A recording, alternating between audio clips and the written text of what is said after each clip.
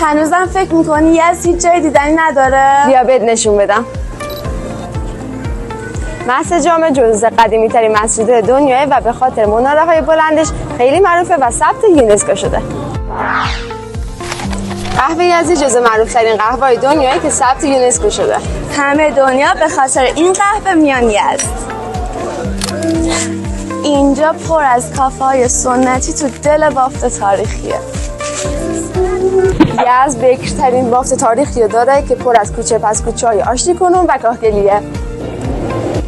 اینجا محله فهادان یزد تو دل بافت تاریخیه که زندان اسکندر یا همون مدرسه ضیایی در اون قرار داره. پیشنهاد میکنم حتما ازش بازدید کنید و از دستش ندید.